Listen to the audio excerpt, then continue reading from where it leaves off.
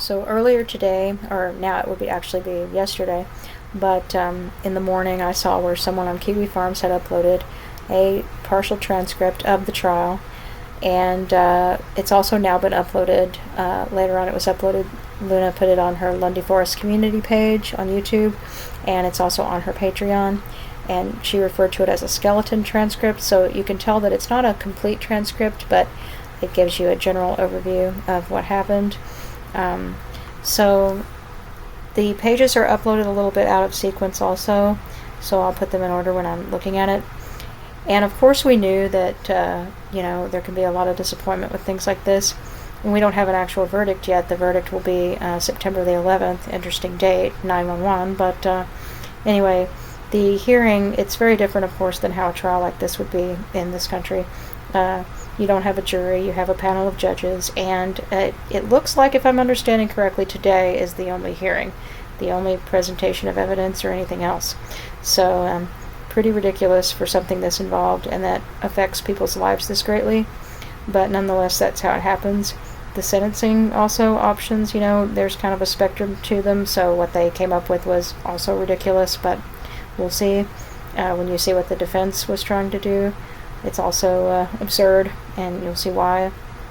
And of course many of you probably already know all of this, but just for anybody that doesn't like to read stuff like this or hasn't looked at it, or or if there's anything that's kind of been glossed over, it's kind of interesting to look at it in like this kind of a way, so that you've gone over everything that you could. And it's 13 pages, so we'll get to it here. So actually the first page is the last page. The first page that they uploaded is the end. So page 1 is actually going to be over on page 8. So let's go over to 8.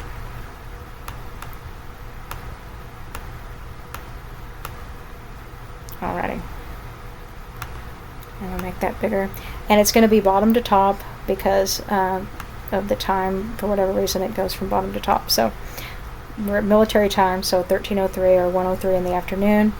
That's when Ilyas is led into the court in Middleburg by 2 cops. And the interpreter's there explaining to him in German how everything works. And then the president of the court has the floor, and you have the beginning of the substantive hearing. So 1:14, they have some additional documents received, and it includes a letter from the suspect addressed to the victim, and the floor is given to the prosecutor, who explains the case. The suspect is assisted by his lawyer, and it's Roland Ertz. That's how I assume you pronounce that. The court contacts the victim, Diane, 32, by telephone. Now note that it says she has decided not to come to the court in Middleburg. That wording is interesting because, as happened before, and she mentioned it on her Patreon, but she didn't put it on her major pages, so I didn't say anything, but I was dying to because I knew everybody would be outraged, and I wished people could know it. But they were not providing safety for her before, and they were going to give her this electronic option to join, and then even that got taken away at the end, which, was outrageous because it's actually against their laws. Just like in any place, a victim has a right to be present and to address her victimizers. But this time I thought they were doing the right thing, the way it sounded. It sounded like we were going to have her there, and she was going to be safe, and there was going to be the ability to even, get eyes on this and record and whatnot, and all that's not the case. They didn't make it safe for her to go. So this idea that she just decided that for no reason is, I don't like the way that's vaguely worded. She, I think, would have been there if she could have. And then, of course, on top of that, they give her a bad connection, which you'll see throughout the problems with it. So the connection is bad, contact is tried again, but it does not improve. The connection is broken, and a solution is sought. But note how they go on here. So, when we didn't have an interpreter for Ilyas, we didn't go on with things, but when we don't have a good connection for the victim, we're not going to wait 2 months to make sure she can be there. We're going to just move on with things, whether she's there or not. Nice. So 1:20, the officer explained what the suspect is accused of. Lawyer Ertz then states he still wants to question the chief officer. And the chief officer was involved in the case since the first questioning, and he was the contact person for several people involved and could possibly say more about what a witness would like to say. Now, who this is, I'm not sure, and you'll go on to see that this is fishy here. At 1:23, one of those involved was a German woman who was to be heard as a witness. The public prosecution service was to facilitate the trip, but the witness did not travel to the Netherlands. She did send a letter in which she says she does not know who gave the order to attack Diane. In it, she points to another person. The court will briefly discuss the request from lawyer Ertz. So I don't know who that person is, but it sounds like when somebody kind of wants to spring someone on you, although she's not even going to be there, they just want to present this stuff in written form. And so I think that's a little strange. So we're going to go back to page 2, because page 2 is actually page 2 here. And we're going to go to the bottom. And we're at 1:27 in the afternoon. The court thought about the request of the lawyer of Ilyas A. for a moment, and 2 handwritten letters from the witness are now in the file, says the chairman. In addition, the public prosecutor clearly explained how the contact took place. The court is of the opinion it's not necessary to hear the chief officer. The request of lawyer Ertz is therefore rejected. Now, in terms of the witness's letters, I think that is odd, and they put them in the file. They don't say that they're going to go over them particularly, but the chief officer, I wouldn't mind hearing what the chief officer had to say for several reasons, especially involving Marina, but we'll move on from that. And by the way, note that even though this might seem a little boring or whatever, it's kind of necessary to look at it this way to know that you've looked at everything, and there are some things about Gatis and Marina in this document that people need to see that has been said, especially since I see people saying things that makes me think that they don't fully understand, that this is able to be discussed this way. It's perfectly legal to do so, and while there's some disappointing things throughout that have gone on, I think people are not noticing something. There is a point at which they indicate something about them that at least is a partially good thing. So we'll get into that. At 1:30, contact with the victim has now been restored. Oh, how nice. She gets to join again. She can listen in remotely. Now notice she's listening in. I don't know that she's able to even see what's going on. So it's like she's only partially present. It is also emphasized once again that no recordings may be made. And there's a listener there that they ask who he is and why he's there, because they're suspicious he's recording. And he's got a laptop. He doesn't speak Dutch. He says he's taking notes. They ask if he knows the victim, and he says yes. So notice how careful they are about someone who knows her, who they think might record what's actually going on. So he says he's here to write a blog, and based on a few things he can understand, he understands that no recordings may be made. The court wants to know his first and last name, which he provides. Now they're talking to the suspect, Ilyas. The facts will be discussed with him in a free, business-like manner. A limited selection of what is in the file will be mentioned. It is important to hear what his memories are and how the suspect views them. This is weird to me because, this is something you might say when you're doing like an initial questioning of someone, or like you're trying to see if something should go to trial at all, kind of thing. So you don't want to mess with someone's memories. You want them to speak off the cuff quickly and tell you what they remember so that it's not interfered with, and because they feel like that's the best way to get at truth. But this guy's been sitting around for 2 years, so this limited selection and this free business-like discussion type of attitude, it's way past time for that. First of all, he's had lots of time to come up with a bunch of lies, and we're nowhere near the time of the crime happening, and this is the time for detail. This really affects people's lives in a comprehensive way for a long time, his and hers. If somebody were an innocent accused person, they certainly would want something better than what's going on in this hearing, and in this case the victim is the one being harmed, and they deserve something a lot better, or I should say victims, better than what's occurring here. But anyway.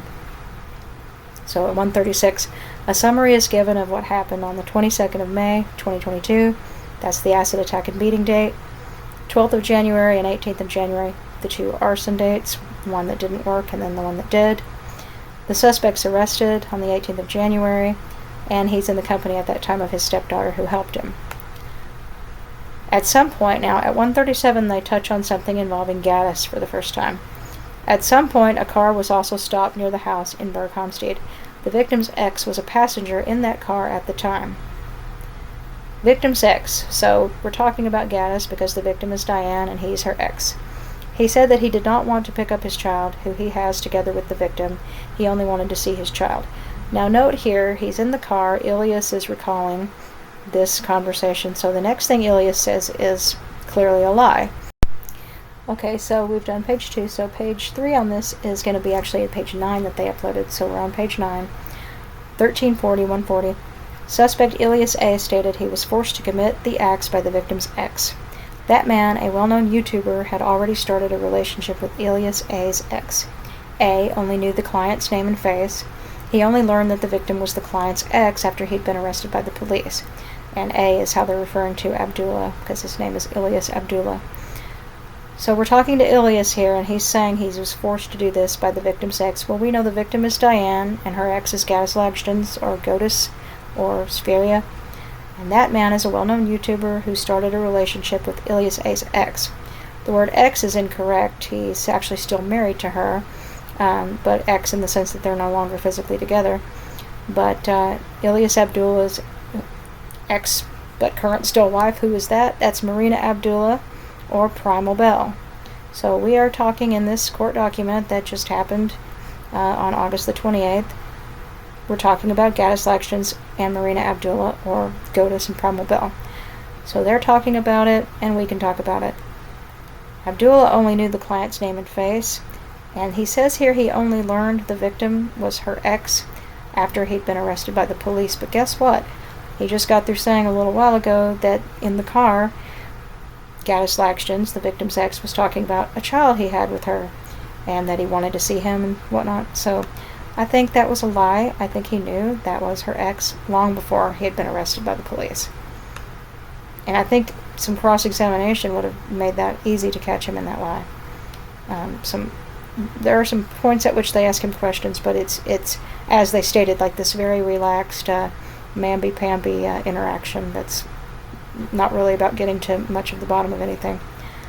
141. What did the YouTuber ask the suspect? The chairman of the court wants to know. In the first phone call, Abdula says it became clear he had to solve a number of cases for him. Now that's kind of like a bad translation. Probably what was said was something more along the lines of had to commit a number of crimes or do a number of tasks, or however it would be worded, but that sounds a little strange, but that's what it means. He wanted him to do a bunch of things for him, and if he didn't do what he asked, something would be done to Abdullah's children, is what he's saying.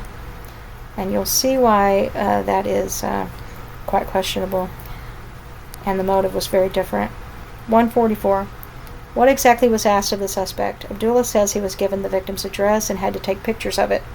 He drove to the Netherlands, took pictures of her house, and he left after 1.5 hours, and a few days later he was called again, and he had to take the camera to a certain forest plot, and there he found a plastic bag. It contained a Dutch license plates and a bottle with a substance unknown to me, he says. So look at this now, what all he's doing. He's driving to another country, and then he's taking pictures, and he's spending 1.5 hours there. Days go by. He gets called again. Then he has to do this and has to do that. But he's off on his own. So if the motive for this is all of this terrible fear and duress, he certainly had lots of opportunities to get away and do something else. But we'll touch on that more in a bit. So page 4 is where we would be at, but that's actually page 3 of this. So let's go over to page 3. Let's go to the bottom. 13, 49, and 50. The man wanted me to beat the woman up badly, and I had to throw acid over her. Did she also have to die? Asks the chairman. That was not said. He did want her to experience the shame by having that acid in her face. Now, this here is disturbing because, he can say that, and we don't know whether that's true or not, but we know that he wanted her to experience more than shame of acid in her face because they were trying to get it in her eyes.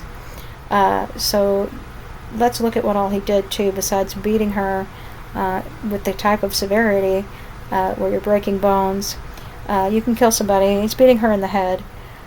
And he's pouring that and pinning her down so he can really try to get it in her eyes. You can look at the way it's running down by her nose, only because she was trying to keep it out of her eyes, that the aim was for the eyes. And also note the fact that Gatis, on some websites that I saw, some people took screenshots of him interacting with people. I think it was on Kiwi. He was saying that it was a post about a woman who had been acid attacked and blinded, and she got to counter attack and blind her victimizer, and he called it true natural revenge. So he obviously had a super interest in blindings and maimings with acid, and so yeah, their goal clearly was to kill her if they could, but if she didn't die, they wanted to make sure that her life was severely altered. Not just about like shame or having wounds or something, but really unable to function, unable to live decently.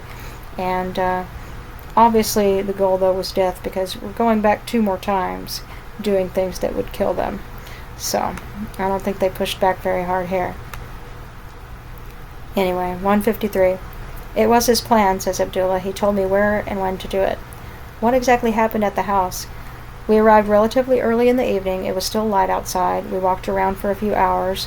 When it was dark, I didn't really know what to do. I saw some garbage containers, and I asked my stepdaughter to put one on the street. The light went on in the house. The woman came outside to put her container outside, and then I attacked her. Once again, you can note some lying, in my opinion, going on, because he's making it look like he didn't really know what to do when it got dark after walking around for a few hours. Absurd. They clearly went on trash day. You know, most places have a trash day, and you think this wasn't discussed, and that the 2 overlords overseeing this operation, Gatis and his little woman, and one are both, and you'll see later why I say that, gave him the instructions to go on trash day and to wait till she puts out the trash so that it would be dark. But they were there maybe earlier, just in case she did it earlier. Maybe they thought they could do this earlier. But nonetheless, she didn't do that, and I think Luna has described that day she was not feeling very well and was very tired, hadn't slept well or something the day before, and so she hadn't put out her trash. They roll that cart by there to lure her to do so. She hears it and thinks, oh yeah, I need to put out my trash, and goes and does it, and that's when they attack her. So they knew what they were doing. They were better planned than they're alluding to. Okay, 156. The sulfuric acid had to be thrown in the face. He threw the liquid over her, but doesn't know exactly where. Abdula did not know exactly what was in the bottle. He says, it had to be thrown in the woman's face because the client wanted to mutilate her. On the way back, he called the client. He said that it had not gone the way he wanted, and he would report back if he wanted more from Abdula. So they keep calling him the client here. Isn't that nice? But they give enough identifying factors that we know who they're talking about. So, and look at this. Mr. I'm so scared talks to the client, Gatis Lagzdins, and since it didn't go the way he wanted, he told him he would report back if he wanted more from him. And he's just cool with this interaction with this person. Now we're at 2:02 o'clock. About what happened on May 22nd, Abdula states his stepdaughter played a small part in the attack. She only gave the bottle to him when he asked for it. That's not what Luna states, and you can sort of see on the video some scrambling going on. So she did hold her at one point, pinned her, and was smirking when she did it, and Ilyas was laughing. But they're in such a state of terror, right? Had the stepdaughter perhaps already been instructed by Abdullah's wife, they ask, and you'll see why they ask this in a minute. I can't say that because I don't know, he says. So he says that for a reason too. Deliberately vague. So notice he doesn't give a hard no, like I know for a fact she didn't. And there's some evidence that alludes to the idea that maybe she did. So 2:06. On January 12th, Abdullah allegedly tried to set fire to the victim's home. That's right, Abdullah replies. In November, I was told by her ex that I had to take care of the fire. Now note that time frame. So in January he's doing it. He's told in November. So May is when he got done bashing her head and pouring acid, attempting to pour it in her eyes, and throwing it all over her even as she ran away. So we've got May, June, July, August, September, October, and now we're in November. And you're still interacting with this scumbag who wants you to do more, who you're so terrified of. And then you manage to do it 2 months after that. So that's a lot of time to do all kinds of other things. I said again that I didn't want to, but according to him, there were no people home at that time. A fire had to be started in the house in question. This is just him saying this. There's no evidence of that being said. And we know on January 12th they were home and he was there trying to set their house on fire. Okay, so that takes care of that page. That's page 4. So we're to page 5, and that's actually page 10 here.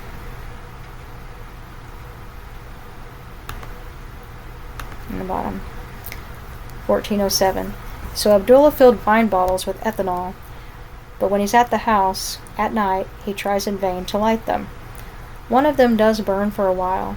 I threw that one. My stepdaughter was there too. Now pay attention to this because he threw that one. Now, they don't really push him on where he threw it and at whom. He threw that one at the little boy's window, which, let's look at this for a minute. He was not going to exactly die of smoke inhalation, not that that would be alright either, but this was not going to be some, like, go to sleep and not know what happens to you kind of a killing. This little boy would have woken up to an explosion in his bedroom, and he would have been burning alive. And she would have as well when they were going to throw the other one into the living room. So that's a terrible way to die. We are talking about a toddler, a child under the age of 5. This is insanity. And at 2:09, the attempt to start a fire fails. The bottles don't burn. He panics because there's a lot of noise. Now notice why Mr. I love children and I'm worried about my children is panicking. Not because he's about to murder a toddler, but because there's a bunch of noise. He's about to be caught. He throws a few bottles in a front garden and runs away with his stepdaughter. 2:10. He's back in touch with the victim's ex and indicates he doesn't want to and can't, according to him. The YouTuber, Gatis Lagzdins, gets really angry for the first time. He was clear. A fire had to be started or something else would happen. 2:12. A photo with 3 monkeys in front of the door, hear, see, and be silent. So a few days later, the suspect drives back to Luna's house. He'd been told to use petrol instead of ethanol this time. He breaks a window with a large hammer. He had to place a photo with 3 monkeys in front of the door, with hear, see, and be silent. The monkey with the closed mouth was circled, and the other 2 were crossed out. 2:14, together with his stepdaughter, he throws the petrol inside and sets it on fire. Abdula suffers burns himself in the process. The victim's living room burns down completely. So they weren't home for that one, where they were taking greater lengths to make sure that the house burned down. But the one that they were home for, maybe God had his hand on them and protected them. And maybe also somebody helped him get burned so that he'd get caught. Who knows? The suspect says he does not know the victim or the client, Gatis Lagzdins, either. He only knows the latter by sight. His children were threatened, and that is why he drove to the Netherlands several times to commit attacks on a woman he does not know. They're questioning that, of course, now. The chairman of the court questions this. So that takes care of page 5. So we're on page 6, and that's actually number 4. Okay, 2:19. He tells how his relationship broke down, and that his wife has a new relationship. It was a difficult time. The children were with him and her alternately, so note that the children were going between them. So you're so scared of this person that you're taking your children over there, and then you get them some of the time, and you don't, run off with them over the course of all of this time, and put them somewhere to protect them and get some help. You're a grown, huge man. I think you could probably do that. I would do that. Most people with 2 ounces of morality would do that. He heard the name of his wife's new boyfriend, the famous YouTuber, for the first time after that. If you then receive such threats and instructions, don't you go to the police straight away? They're asking him this. That is indeed not a strange thought, but I was immediately told that I was not allowed to talk to anyone about it. Otherwise, he would have found out. So once again, he's playing victim here. It makes it sound like, it's not like Ilyas has a bomb strapped to his chest and they're watching his every move, and if he gets out of line, they're going to detonate it or something. He's got lots of time where he's by himself. He's got lots of time where the children were with him, obviously alternately, so he could have taken them off somewhere and made sure they were safe, if they're all he cares about, as he indicated. So, 2:22. The victim's injuries are now being discussed. No prognosis can be given for the recovery. That fits with throwing a corrosive acid. The NFI has the liquid investigated, and that was indeed sulfuric acid. And I noticed they don't go into what the concentration of the acid was here, because that matters with regard to whether it's attempted murder or not. But they may have discussed it, but it's not in this document. A jerry can containing the petrol used in the fire was found in Abdula's car. And then they discuss there's 2 pictures of the house fire burned completely in the living room. Abdula is asked a few more questions about the attempted arson and the arson 6 days later. Yes, the use of ethanol was his own idea. The order was to set a fire, but not how to do it. But a few days later it was different. Then he, meaning Gatis, did make it clear that gasoline had to be used. And lest anyone have a problem with that, we're referring to Gatis throughout this document. The YouTuber who is the ex of Diane, who wanted her dead and had a child with her, that would be who they're referring to, and it's perfectly okay to infer that here. The client, Gatis, had his son and daughter in his power so that I would carry out the attack. But why were you so afraid, and did you immediately do what was asked of you, one of the judges wants to know. At first I found it very unreal, but there were threats that he would do something to my children. I tried to find a way out, but it only got worse. He would find out if I talked about it, and I was not allowed to go to the police. Not allowed, as though there was someone holding him somewhere or something. Not quite how it went. Anyway, that's number 6. So we're on 7, and 7 is actually 11 here. So we'll go to 11. See if that's 11. There's 13 pages, so I need to make sure that's 11 over here. Okay. Okay, question from one of the judges. You didn't want to endanger your children, but what about your stepdaughter? I only involved her because the client wanted me to. I tried to keep her as far away as possible. But your stepdaughter lit the Molotov cocktails in January, didn't she? That's right, I was holding the Molotov cocktails. There was a piece of cloth sticking out and she lit it. Abdula confesses to having lied to his stepdaughter. She didn't know about the threats, supposedly, because he told her they would get money for the attacks. Her brother and sister were threatened and she wasn't. Now, they have to do this because she didn't mention that her brother and sister were threatened, because they probably weren't, during her trial. Anyway, her brother and sister were threatened, she wasn't. How did Abdula know she would keep her mouth shut, they ask. I lied to her and said we really needed the money. I didn't say anything about the danger to her brother and sister, because then she would panic and do exactly what the client didn't want. When you see his financial circumstances briefly touched on later on, you can see that the motive here most likely was just money, and that both of them knew that. And he didn't tell her anything about that, probably because it didn't happen. 240. The victim abuses her child. He told his stepdaughter that the victim was a bad person who abused her child, and she wasn't allowed to talk about anything either. She was with me, didn't know everything about the case, and I didn't expect her to go to the police. The client put a lot of pressure on me. I didn't have time to think about it very well. You had a lot of time to think about it very well, but I don't doubt that he told that lie, and that's going to be your excuse to pump yourself up to be able to do this to someone. But notice that if you're worried about someone abusing a child, you were about to blow that child up and have him burn alive. And so I find that motive super questionable too. Okay, at 242, what was his wife's role? This is very interesting and important. Did she also give Abdula orders? The court is asking him this. No, she did not exert any direct pressure. She did put some emphasis because she knew a thing or two from the client, but she didn't know all the details.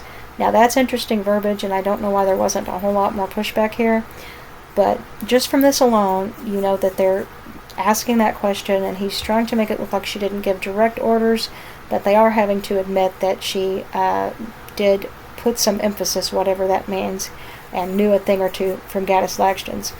So she was involved in this, basically, is what we know here. She was saying things to him about this, whatever put some emphasis means. And, so you can try to absolve her of knowing everything if you want to, but she was involved and knew some things and was involved in saying things to you. And the part about giving orders is interesting because that's coming up where there may be some evidence for that as well. So an app conversation is mentioned. It would become clear from this that his wife would have given him orders. Now read that again. It would become clear from this that his wife would have given him orders. So they have an app with her in it giving him orders. Please pay attention to that next time the she's not involved crap gets started. The stepdaughter was also in the app group. It doesn't have to have been my wife. It could also have been the client. So the only out they have for that is to claim that Gatis Lagzdins might have used his wife's account in an app to write things to him, but it was his wife in an app, her account rather, writing to him. So, you could logically presume that it was her writing it. Okay, so that's page 7. So we're on page 8, and that's actually on page 5.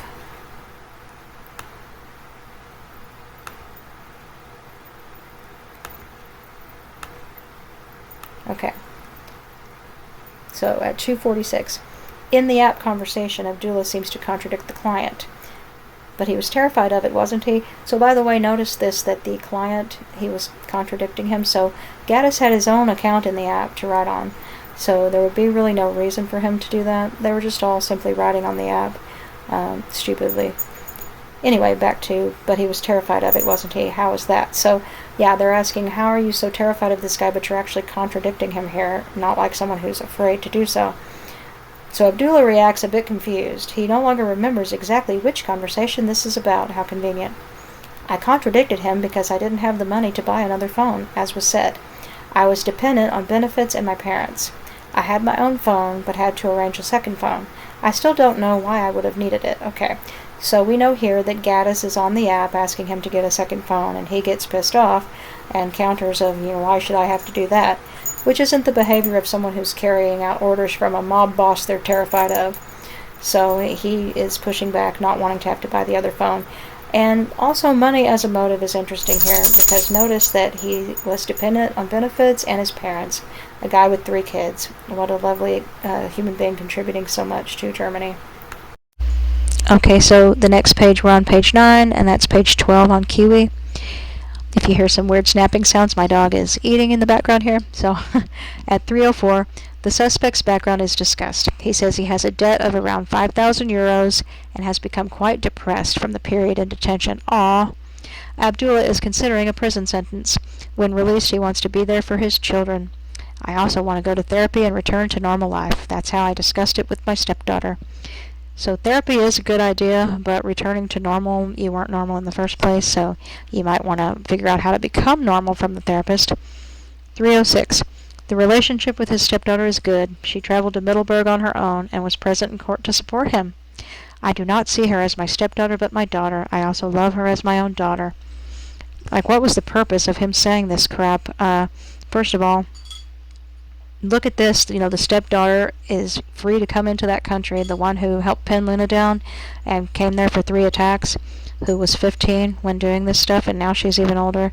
To me, she was basically grown when she did this, and she's there now, able to be there and move about freely, but the victim, in her home country, can't even safely be there in the courthouse. Isn't that fair, and doesn't that make good sense? And we get to hear him talk about how much he loves her. Not one act that he did indicates any such thing. At 307, it says his wife wrote a letter in which she praised her husband. So that's Primal Belle, Marina Abdula, still married to this guy, writing this letter. She believed him when he said he was forced to do this by others. Well, they've made it clear earlier that she was complicit in knowing exactly what he was being asked to do. They try to say she didn't have all the details, but yet that she may have actually written things that indicated she was having him carry out orders. So, and also that she put emphasis on something, so she knew what was going on. So she knows who the others would be, which would be Gatis and maybe her. So, yeah. Why wouldn't she believe him? He has a great moral compass and is always there for others, she says. Well, the moral compass may be in your satanic view of things, in opposite land, sure. And then always there for others. You mean others who are going to pay him to unalive a child and a woman. Yeah. At 311, the victim speaks. So isn't that nice? We finally get to hear from the person, one of the 2 victims who all this terrible stuff happened to. The victim was contacted again by telephone, so obviously her connection to speak wasn't even still there, or to hear what was going on. There was a brief silence on the other end of the line. Then she reported and was allowed to read her victim statement. You have ruined my life, Ilyas, she began. That was not necessary. We never had any peace. My son cannot go to school, cannot grow up with friends. We have no income. At 3:14, I'm angry and exhausted at the same time. I don't think there are words that can describe what we've been through. She sobs for a moment. They were laughing when they did this. What was so funny when you're so scared? The burns are 2nd and 3rd degree. I want to emphasize that. The man who threw the acid in my face was clearly aiming it at my face. He nearly beat me to death. I had at least 20 stitches in my head. And then this second part goes with the other page, but I'll go ahead and read it because what she's saying here is that if what they'd done had worked, it would have worked if she hadn't been defending herself so much. But she realized she could die.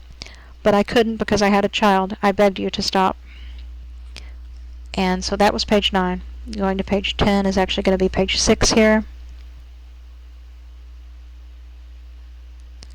Okay, 6. So on page 6 here, we have at 317, the rest of her statement, or part of it. The blows were hateful. How did you get that hatred? If you were supposedly under pressure, you were paid for it. I think that's been confirmed. The lady who was with you knew exactly what she was doing. She played a big part in this too. The two of you tried to injure me and kill me. That might have, and then that's where she was saying that might have worked, except for that she was defending herself pretty vehemently because she knew that if she died, her child wouldn't have anyone. 1520. Other people must be protected from you and the woman who was with you time and again. It was crossing the line with a very clear goal in mind, to set a toddler and his mother on fire to burn them alive. Then the connection is suddenly broken. Isn't that convenient? The connection is broken. So now the victim can't even speak. So the lawyer reads the rest of her statement. So her client's story is complete. Well, you know what?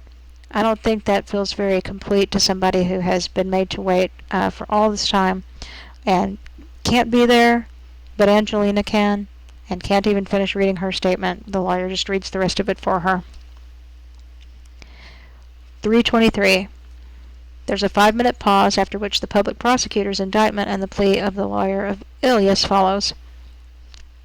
The hearing is resumed, and they need about 20 minutes for that, and the verdict in the case against the stepdaughter is something they point to, that she was found guilty but got acquitted, and really she was acquitted due to them using her age and using her mental status, which I thought was bullshit.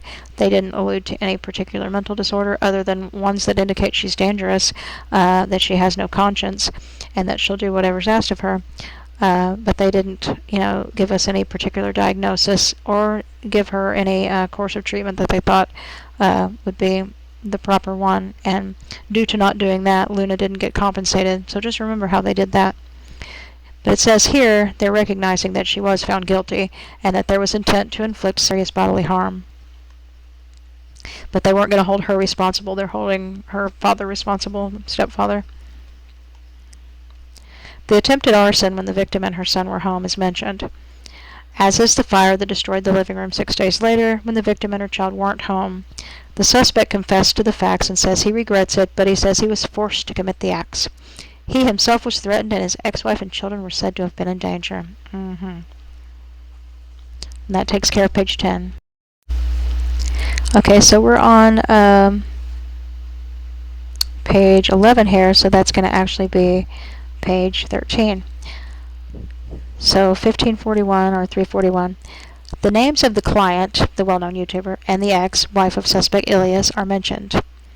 So at this point in time, they're mentioning their names, but they're not putting it in this skeleton transcript. But that would be Gatis Lagzdins and Marina Abdula, or Goatis, and Primal Belle. The latter is said to have sent messages to Abdula, so the latter would be Primal Belle. Marina Abdula is said to have sent messages to Abdula just before the attack with sulfuric acid.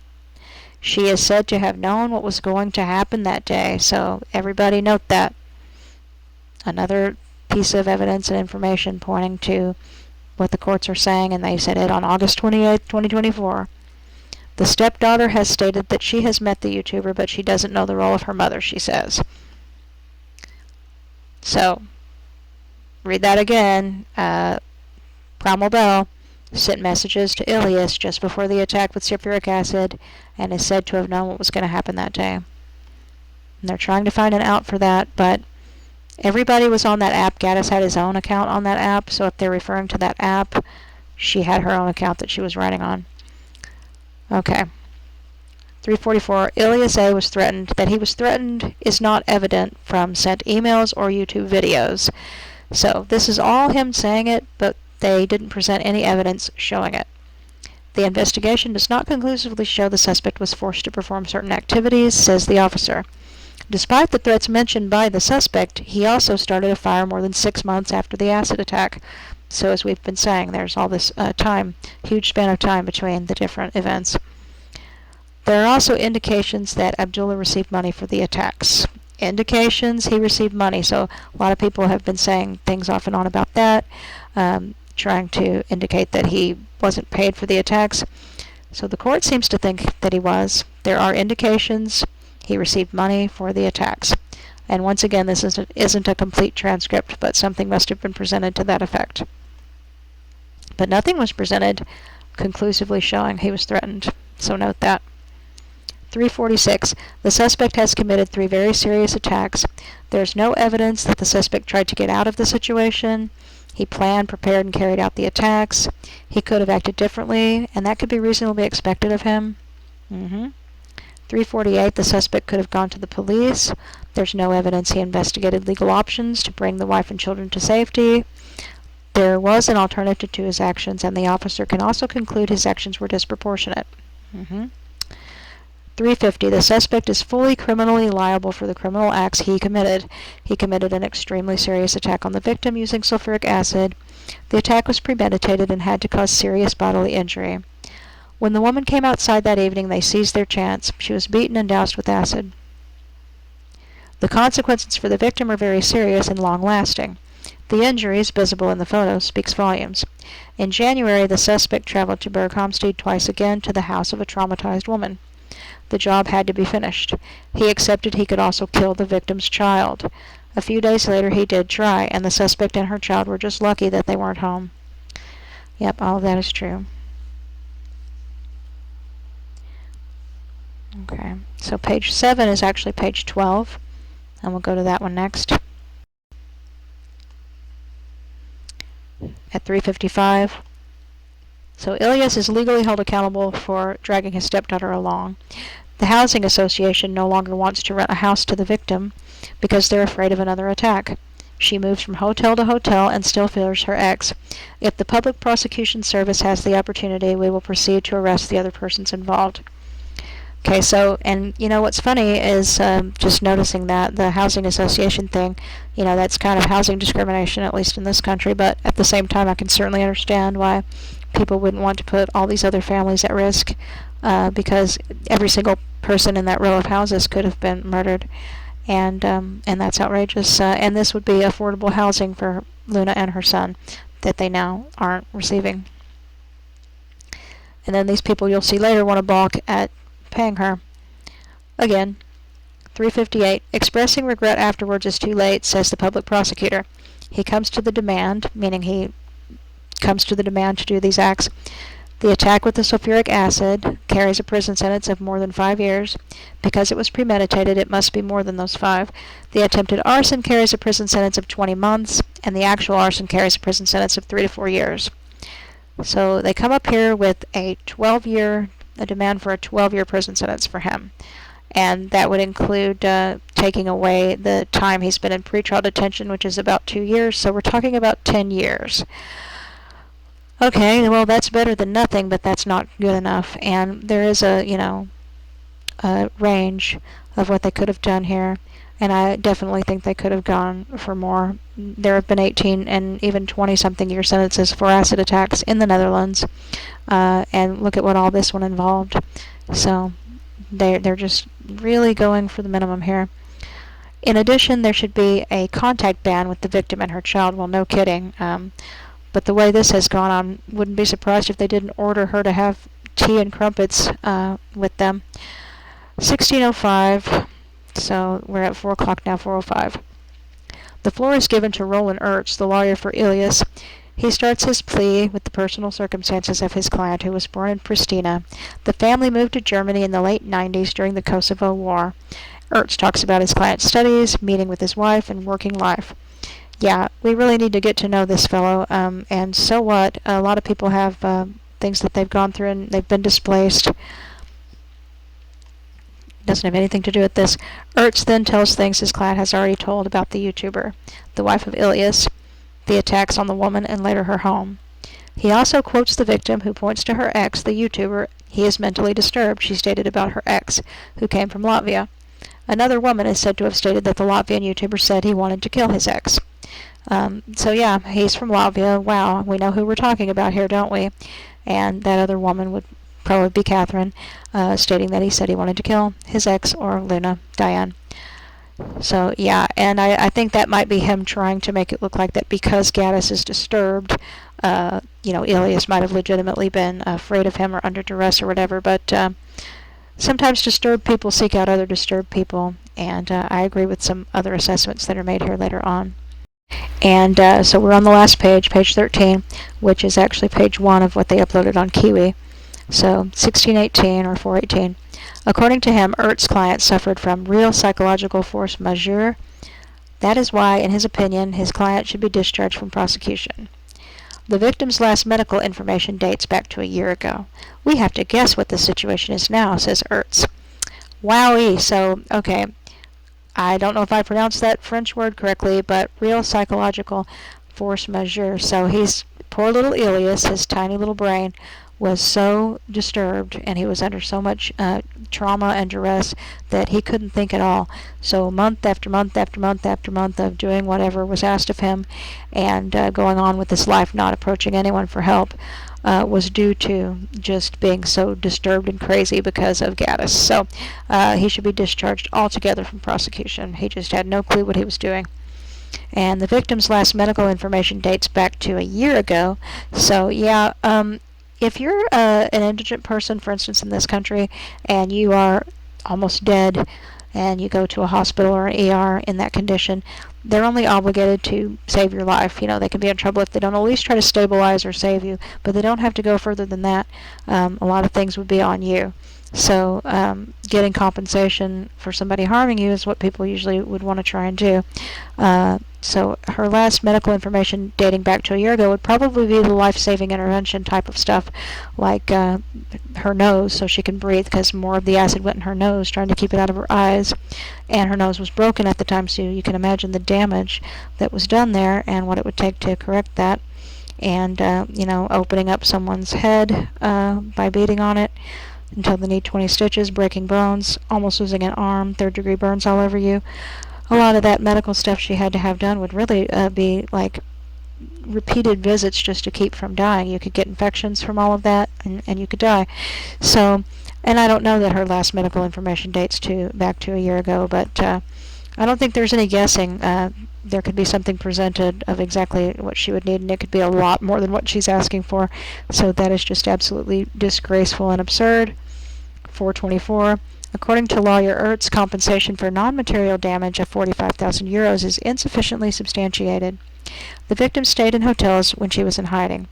The lawyer finds it strange she was on the run and wanted to remain anonymous, but did post content on her YouTube channel, just like the places where she stayed, where he lists a series of hotels at home and abroad. Okay, so non-material damage of 45,000 euros.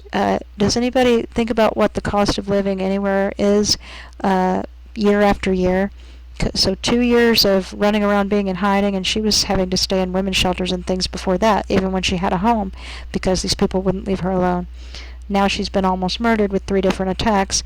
So they're running around, and you can't really work when you're in hiding properly, so you're having to spend much more money to live the way she's having to live also. He thinks that's too much for that many years of that, and then no telling how many future years of that.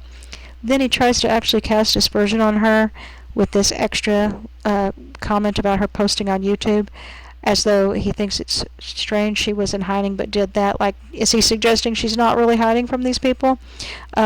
On her YouTube channel, first of all, she got completely offline before she was attacked, trying to prevent being attacked because they wanted her to be quiet and not have a presence on social media, and she complied with that, and she got attacked. So much later on, she went ahead and started telling her story, and started very small, much smaller, less information videos. You could even indicate, a lot of fear in even doing that. And now she's building in her confidence and talking more, and she knows she has support. So that's what's going on her YouTube channel. She wasn't giving like a map to where she's staying or anything. Duh. And also, the victimizers are on YouTube raising funds for crime.